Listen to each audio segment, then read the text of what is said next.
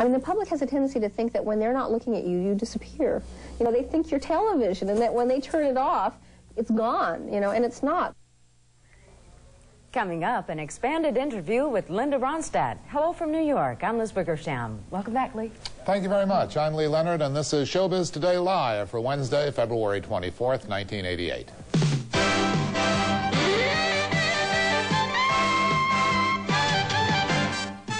Michael Jackson begins his first solo U.S. tour in Kansas City. Comedians Milton Berle, Sid Casesar, and Danny Thomas announced plans for their new special, Side by Side. We'll talk to Wheel of Fortune's Pat Sajak about going up against Johnny Carson. And we'll interview Moonstruck director and Oscar nominee Norman Jewison.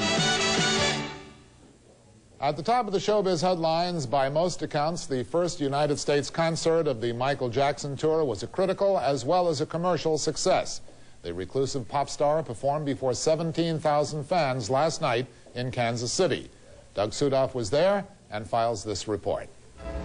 10 years ago, on this day, Michael packed and filled Kemper Arena with fans and music. More than a concert, the kickoff to Jackson's solo national tour became an event.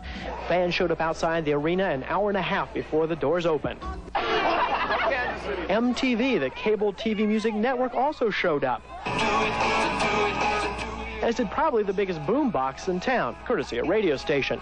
Then just before 7, the doors opened, and in they came. 16,000 Michael-hungry fans. For a few bucks, a souvenir, even a photo with Jackson. Well, sort of. So you got to turn it off so I can get their picture. Not everyone suffered Michael mania. Right here. Here's the reason. But most did. I expect him to dance, and that's what I like to come see. The way he moves and just the way he is, because all of the energy he has.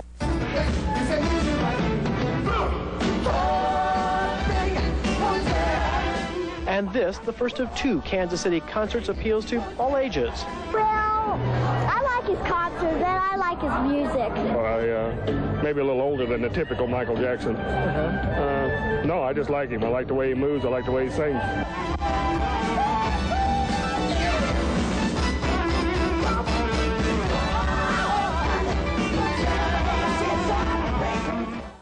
Moving to the arena of the Tube, Milton Berle, Danny Thomas, and Sid Casesar were in New York last night to promote an upcoming TV movie, Side by Side. The project will feature plenty of laughs, but it will also address a serious issue. Lauren Sidney explains. The new CBS movie, Side by Side, stars 3 veteran performers who refuse to get old.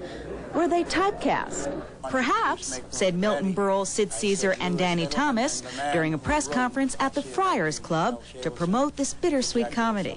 A comedy which has the possibility of becoming a series. I don't know if Mr. Casesar or Danny are ready at this time at the age of our life to do a series every week. If you'd cut your price, we could probably do it. The film explores the plight of 3 best friends who are forced to retire. Acting aside, these 3 entertainers cannot conceive of retiring from a business they adore. Retiring? I retired once when I was 35. I thought I had it all. I said, that's enough. I say waiting. After about that 6 month of chasing a golf ball and sitting on another boat, there are no more weekends. Waiting for me. Look forward to a weekend. Waiting for me to retire is like leaving the porch light on for Jimmy Hoffa. She don't know who the hell Jimmy Hoffa is. Look in the yellow pages under cement. I can never think of it. What'd you say, Danny? I didn't say anything, Milton. I don't have a chance to say it. Collectively, these 3 gentlemen have been in showbiz for 150 years, but they've managed to stay young. Most important thing, I think, is to have a hobby. And yours is? Mine is the hobby that I've done for 75 years, and I'm going to be 80, and that is making people laugh. And when I hear a laugh, it just peps me up. The adrenaline comes in, and I get maybe 20 years old again. But that's my secret. The secret to how their characters stay young will be revealed March 6th, when Side by Side will air. Lauren Sidney, CNN, New York. The brass at CBS called a news conference in New York today to officially announce that Pat Sajak will become the newest entry in the late-night talk show sweepstakes. Bill Tush has the story. Pat Sajak will spin the Wheel of Fortune and try his luck in the game of late-night television. Whose life will Wheel of Fortune change tonight? Pat's life will change in January 1989 when he hosts the not-yet-named CBS talk show. Sajak will go head-to-head with another former game show host, the king of late night, Joanie Carter. Kim LeMasters, the president of CBS Entertainment, said they are firm about their decision to change the network's late-night format. We look at this as a long-term commitment, that this is something that we have started with 2 years. If the first 6 months are not brilliant, then the second 6 months will be better. The third and the fourth 6 months will be even better past that. CBS hopes that Sajak's broad-based appeal will carry over to the show. I like talking to people. I'm very comfortable on camera. I'm very comfortable with people. I'm interested in them. And it's a form of television I think I do well. I've done it locally. And it's something, as corny as it sounds, that I have wanted to do all my life. And it's a great opportunity. Sajak's contract with the daytime version of Wheel of Fortune ends in December, but he will continue to host the nighttime version for several more years. Vanna White is not slotted to be his sidekick on the new show. Pat, perhaps you can have your cake and eat it, too. And you're darn good, too. Bill Tush, CNN, New York. When Showbiz continues, Linda Ronstadt goes on tour with a mariachi band. Tomorrow, we'll take a look at the new TV sitcom Day by Day. Later this week, Harrison Ford talks about his role in the new movie Frantic. We'll have more Showbiz news when we return. And now back to Showbiz Today on CNN. A musical superstar with a wide range in our showbiz profile. Linda Ronstadt has reached the pinnacle of success singing many forms of music. She hit the top with rock, succeeded singing old standards, hit the Broadway stage in The Pirates of Penzance, and she had a top 10 duet not long ago with the theme from the movie An American Tale. Now Ronstadt is tackling yet another style of music as she sings songs from her own Mexican heritage. She talked with Sandy Kenyon. Somewhere out there beneath the pale moonlight. Linda Ronstadt is no stranger to the top of the pop charts, but here she is simply a daughter singing the songs of her father.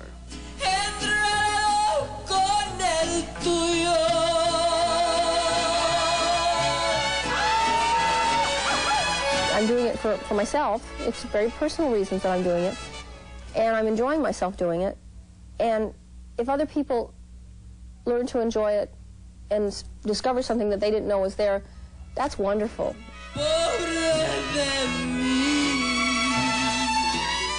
Ronstadt discovered this music and a lot of other styles in her childhood. When I was a little girl growing up, we had a very musical household, and my father, being Mexican, sang in Spanish almost exclusively. Grandma loved opera. So, I mean, you could go over to her house any old day and hear Puccini on the turntable. It was always there. My mother had Gilbert and Sullivan in a big book on the piano, and she loved those songs, and she used to sing them, you know. My father sang Mexican music. My sister got real into Hank Williams at some point when I was a little kid. So, and all of us liked standard songs. Linda Ronstadt as a rock and roll singer.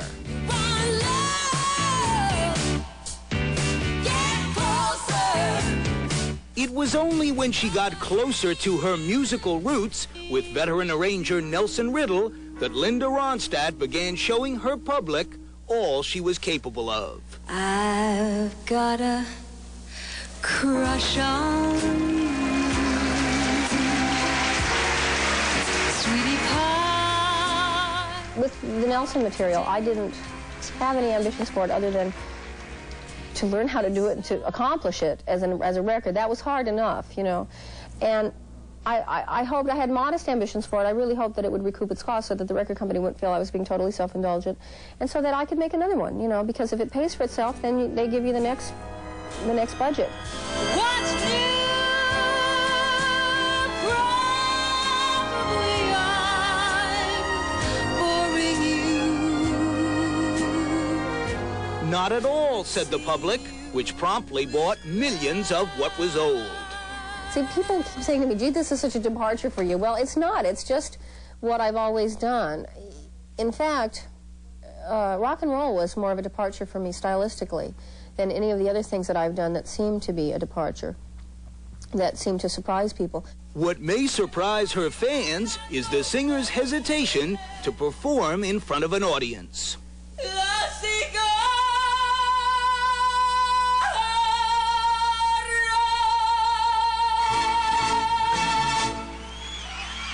If I were going to choose something to do, it would not be to stand up in front of a lot of people and do something. But I love to sing. I love to sing. I love music, so at some point, you do whatever you have to do music. When you actually take it on stage, you learn a great deal. The audience gives you a lot of information back, so it's useful to grow. You know, if you want to grow, you have to do it. Ronstadt says she hits the road whenever a new album comes out, but just what form that LP will take is equal part planning and pure happenstance.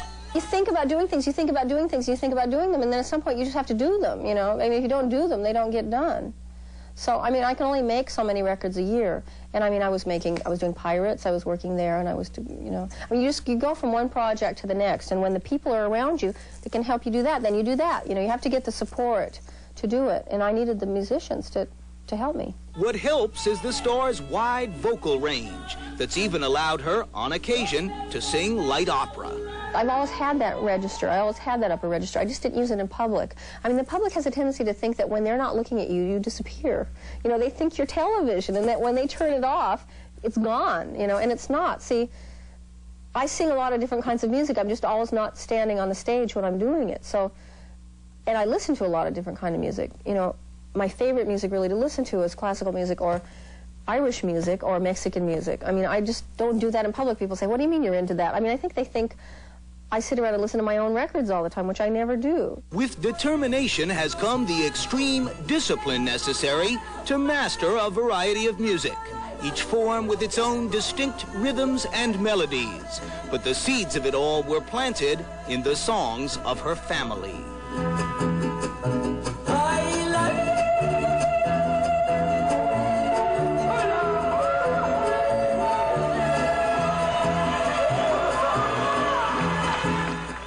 Eddie Kenyon, CNN, Hollywood.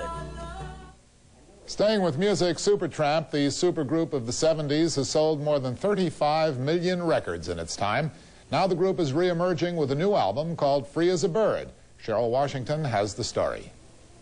And then they showed me a world where I could be so dependable, or clinical, or intellectual, cynical. It was a Dutch millionaire that persuaded Rick Davies, the leader of the super successful Supertramp, to start the band in 1970. And as Davies and saxophonist John Hellowell tell us, the name has specific roots. Well, it was this an old guitarist who had read a lot. He was an English literature major, or whatever you call it. Yes. And, it's a title of a book, The Autobiography of a Supertramp, written by a Welsh poet who came and bummed around the States. I wouldn't recommend it. It's quite boring. But boring is not the word to describe this group, who has garnered either gold or platinum status for every album they've released.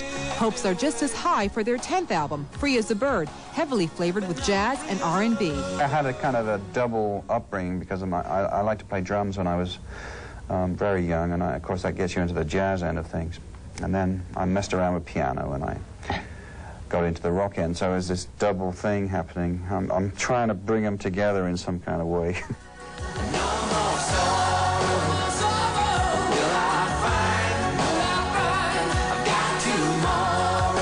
And while Free as a Bird might be a return to the band's roots, changes have been made to keep up with the times. We're using some of today's toys, the computers and the DX7s, and updating ourselves. We're trying not to get too dehumanized. I think that's the danger these days. Everybody is jumping on the drum machine wagon. I think even George Bush could make a record these days with the assistance of a drum machine. During this political season, Supertramp has chosen the diplomatic route. Their tour began in South America and will cover Canada, Europe, the United States, and possibly the Soviet Union. Cheryl Washington, CNN, New York. That's fine. Nike Incorporated spokesperson Kevin Brown denied today that any agreement has been reached between Nike, the shoemaker, and the Beatles about the use of their original recording of the song Revolution in the company's television advertising. Brown also emphasized that the lawsuit filed by the Beatles against Nike and the advertising agency that did the commercial has not yet been settled. The fourth commercial in our Revolution in Motion campaign will break nationally tonight and will run through March the 22nd as originally planned, said Brown. We'll be right back with more Showbiz Today. Coming up on Showbiz Today, we'll talk with Oscar nominee Norman Jewison. Tomorrow, 60s rock group Iron Butterfly reunites to try their luck in the 80s. And later this week, the legendary Dizzy Gillespie tells us about his PBS special. Stay tuned for the latest entertainment news. The director of Moonstruck, a film recently nominated for Best Picture and Best Director Oscars, is enjoying a preliminary victory today. Norman Jewison picked up a Best Director award at the 38th Annual Berlin Film Festival last night. Dennis Michael recently talked with the filmmaker and files this report.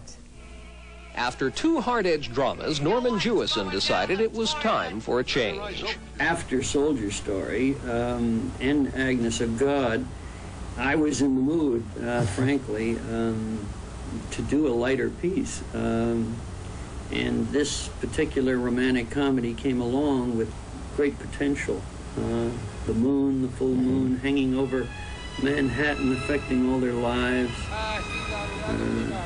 And the possibility of weaving Puccini and La Boheme throughout the film made it, for me, like an Italian street opera almost. And I was really in the mood for it. Moonstruck, written by New York playwright John Patrick Shanley, is a whimsical tale of a widow, played by Cher, who becomes engaged to one man and falls in love with his younger brother.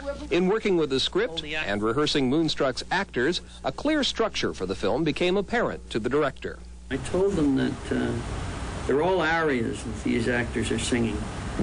Cher's the soprano, and Nicolas Cage is the tenor, and Danny Aiello is the baritone, and the father is the bass, and the mother is the contralto, and then they all get together around the kitchen table, and in the last two reels of the film, and they all sing this fugue together, and it builds in an ensemble to a crescendo and a triumphant ending. The engagement is off.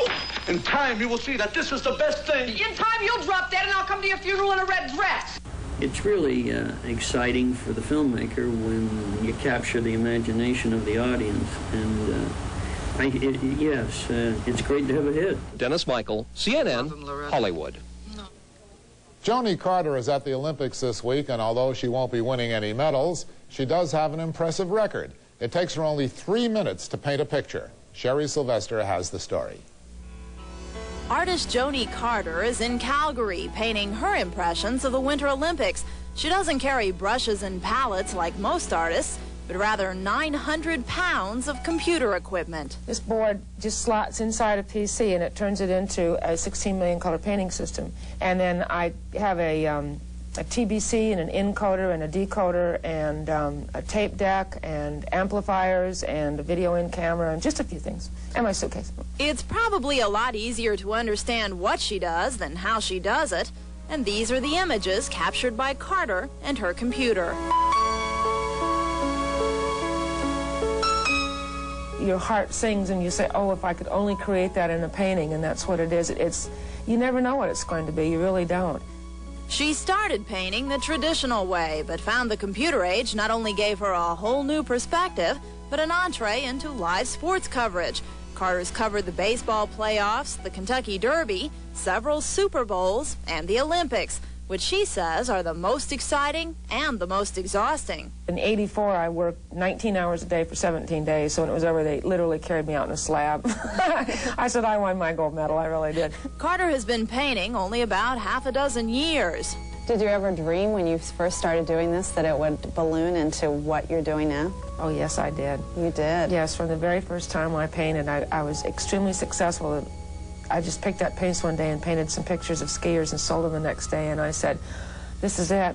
Carter's next project will take her across the country on a souped-up bus, complete with computer paint kit to capture her images of America.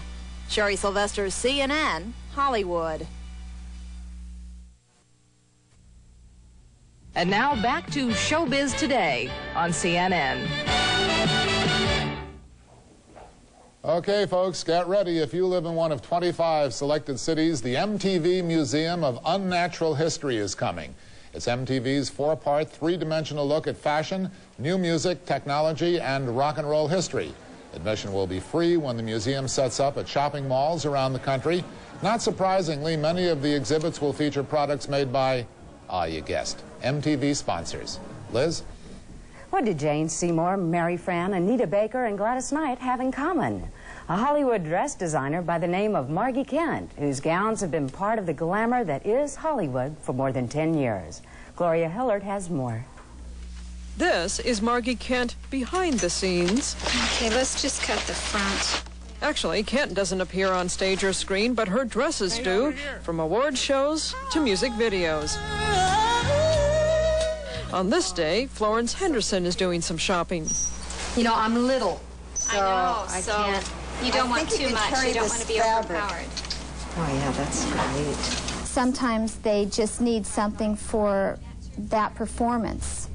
You give them something new and special that fits, that makes them feel great. They are phenomenal. If I don't feel comfortable in what I'm wearing, it affects my performance. I want to know that I'm putting on a dress that doesn't wear me, you know what I mean, that I'm comfortable in, that I look sensational, and I can forget it. Growing Pains' Joanna Kerns came to the dress designer for a look that would change her image. People tend to see me as, let me see, I'm kind of the June Cleaver of the 80s with Maggie Seaver on the air. It's a very conventional, straight, upwardly mobile middle American look.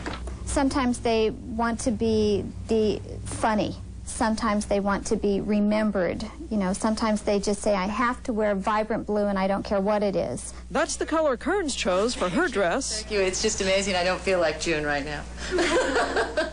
Isn't it wonderful? Actually, lots of people in the public eye come to Margi Kent for advice. Okay, Margi, this is your biggest challenge. I need to change my image. I was going to say that. Yeah, okay. You're right. Okay. Ken promised me she'd work on my new image. In the meantime, she'll be pretty busy. Hollywood's big night out is less than 2 months away, and what do this year's nominees have to say? Probably, I don't have a thing to wear.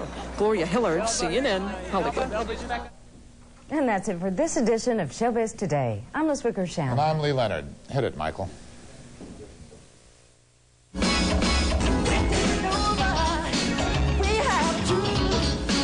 This is our mission. To see it through. Don't point your finger. Not dangerous. This is my planet. You're one of us.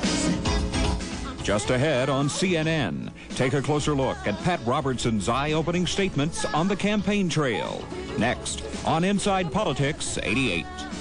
We're bringing Fridays. They're on the line. Waiting for you. You're just another part.